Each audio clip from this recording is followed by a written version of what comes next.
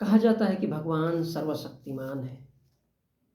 सर्वशक्तिमान है अर्थात हर उस जगह में, चाहे वो टॉयलेट हो, गोबर हो या कोई भी चीज हो,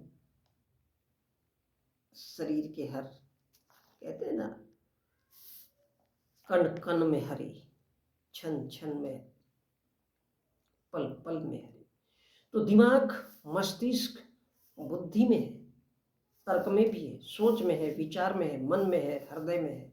और फर्क कहाँ पर है? सिर्फ सोच का है। और इसलिए कोई पत्थर को भगवान मानता है और कोई प्रकृति को भगवान मानता है। कोई सोचता है तो कोई सोचता नहीं है। और जो सोच नहीं सकता, जिसके पास बुद्धि नहीं है, जिसके पास दिमाग नहीं है, उसी को तो भक्त कहते हैं, उसी को तो भगवान का भक्त कहते हैं।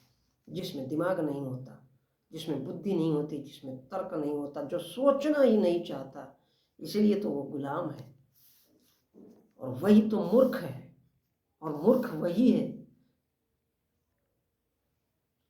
जो खाना और हगना जानता है, अपना मलमूत्र भी खा सकता है किसी के कहने पे। जैसे कि हमारे देश में कहते हैं कि गाय का पेशाब और गाय का टॉयलेट मैला, गोबर, तो ये सारा का सारा जो करवाता है ये बुद्धि है। तो इंसान मलमूत्र भी खाता है, जिसे हम गोबर कहते हैं।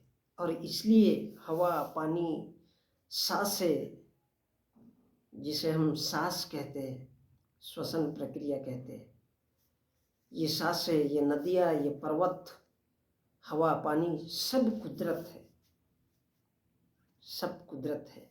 पर्वत, नदी, तालाब, नाला, पत्थर, तो सब जगह है। अब थोड़ा गौर करिए कि नदी, तालाब, नाला, हवा, पानी, पर्वत, नदी हर जगह है, फिर उस मंदिर के पत्थर में ही ऐसा क्या है? नाले में भी पत्थर है, नदी में भी पत्थर है, पर्वत पे भी पत्थर है, फिर वो भगवान क्यों नहीं? फिर वही मंदिर का भगवान क्यों है?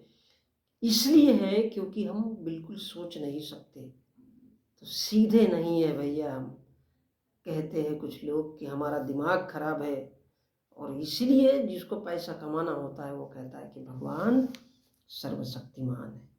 पत्थर वो भी है जो मंदिर में है, पत्थर वो भी है जो नदी में है, पत्थर वो भी है जो तालाब में है, पत्थर वो भी है जो नाले में, पत्थर वो भी है जो पर्वत पे है, लेकिन मंदिर का ही पत्थर भगवान क्यों है? तो बंधुओं,